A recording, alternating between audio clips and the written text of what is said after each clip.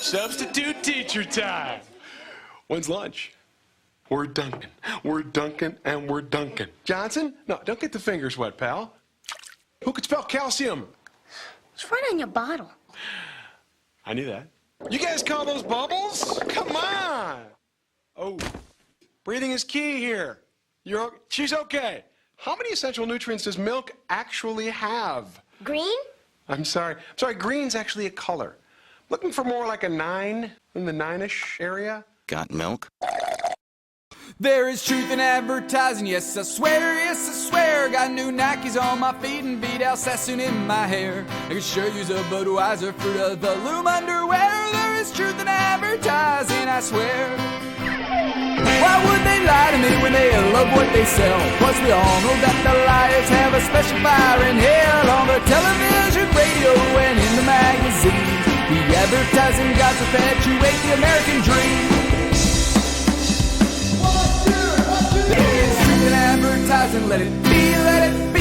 Now I know that I don't need to buy everything to try to sell me, but so easily divided is a fool and his money. There is truth in advertising, let it be.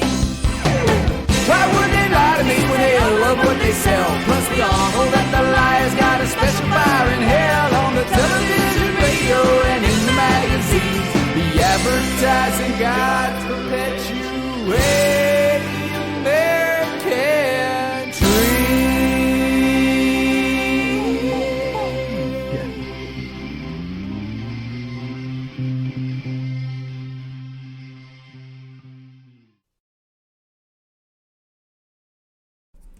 Often when we think about mascots, we think about a singular character. Most often, we think about a fictional character of some sort, created with the sole purpose of advertising the product. Sometimes the formula changes. Sometimes we get a well-known celebrity, or perhaps, in weirder instances, well-established pop culture icons suddenly shilling for a company. But the base point remains the same. It's always a walking, talking, sentient being of some kind. Rarely is the mascot the product itself. So imagine the surprise when, suddenly, milk was a mascot. Okay, to call milk a mascot might be a bit of a reach, but we don't think it's that far off. After all, it's the focal point of the campaign.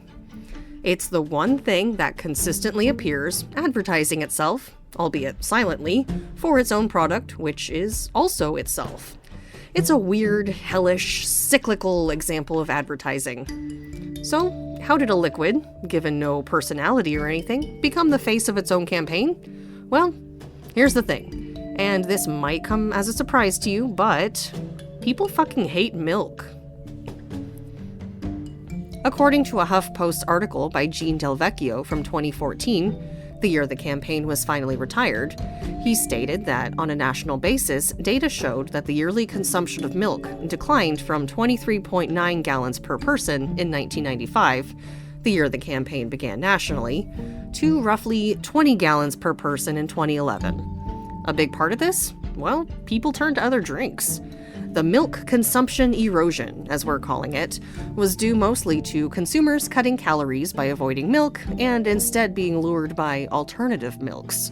Or, as one place hilariously put it, forgetting about milk altogether, which might be one of the funniest things we've ever heard. But people turned to soda, energy drinks, juices got a big boost. Milk just wasn't something people wanted anymore. But there's something else too. And that's that the commercials for the campaign were literally fucking unhinged. The concept of the ads were deceptively simple.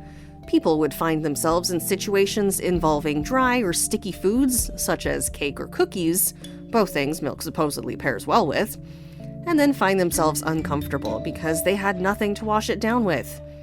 This is where milk comes in. Milk to the rescue! Except that isn't the execution. That's simply the idea. The execution is... goddamn, is it terrifying. For example, one ad features a cruel businessman getting hit by a truck seconds after insulting someone over the phone and seemingly going to heaven, only to discover he's actually in hell, and finds an enormous plate of cookies with an endless supply of empty milk cartons. Milk itself is saying if you aren't a good person, you will die violently. You will go to hell, and there will be no relief for you in the form of milk. Is that really what you want, consumer? Insane. In perhaps an even somehow worse example, there's one ad that featured 2 children who refused to drink milk because they believed the drink was for babies. To prove their point, they tell their mother that their elderly neighbor, Mr. Miller, never drinks milk.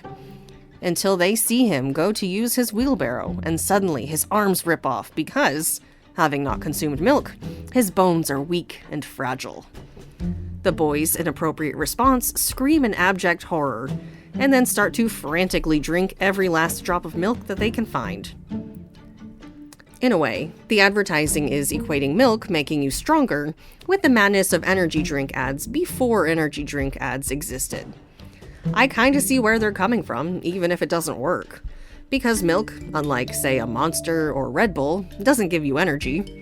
It doesn't make you feel invincible. It doesn't make your arms fall off, or at the very least it shouldn't. I suppose if it makes your bones weak enough to lose your limbs, then perhaps there's a whole other issue worth investigating. But the point remains, milk isn't an energy drink. But regardless of the veracity of the claims made, and regardless of the outright absurdity of the campaign, it was an enormous hit. Except it didn't do anything. In fact, it took 20 years of continually declining milk consumption for the National Board to finally put the campaign out of its misery.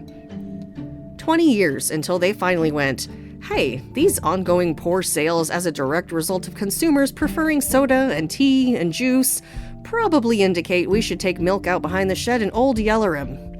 And that's exactly what they did. And it's weird when a campaign is effective in terms of recognition, but not in sales. Because even despite not making people buy more milk, according to the Got Milk website, the campaign had over 90% awareness in the US. Of course, awareness is one of those weird words because, well, who the hell isn't aware of milk? We all know what it is. And at the height of its popularity, it got the same treatment as any other popular ad campaign, having been licensed on a range of consumer goods, including Barbie, Hot Wheels, and perhaps most obvious, kitchenware. But in light of all of this, I know there's one thing you're asking yourself as you watch this episode, and that is, does this count? Is this a mascot? Sure. Milk didn't talk or act, was never anthropomorphized in any way, but it was there. It was front and center. It was in the tagline. The campaign was built around milk, and milk itself was the selling point. And it's strange that it wasn't brought to life, isn't it? More often than not, when using real, existing food as a mascot for your campaign promoting said food, we do those very things. We create an animated version, a puppet, or something along those lines. The M&Ms are a great, successful example of this. But milk was just milk. Perhaps they felt that it stood alone so well that it didn't need the extra help. Sales say otherwise, though. So, sure, it doesn't fall under the umbrella of what we'd normally consider a mascot, but it hits all the checkboxes. It got a popular campaign, it had brand deals, it had an infamous slogan, it was parodied beyond belief and is still recognizable today in the pop cultural zeitgeist. A mascot doesn't always have to be a walking, talking embodiment of the thing that it's trying to sell you. More often than not, actually, it's probably preferable if it isn't. Those can get grating. But it did the job it set out to do, and everyone knew what milk was. Milk was instantly recognizable on a mass scale, and sometimes, hell, that's far more effective than having to create a pastiche of itself to sell to consumers as a concept. But, as with many mascots of years gone by, they're gone now, at least from the cultural relevancy they once held. At one point, like many mascots that preceded them, they had a stranglehold on us, but no longer. Got milk? Not anymore.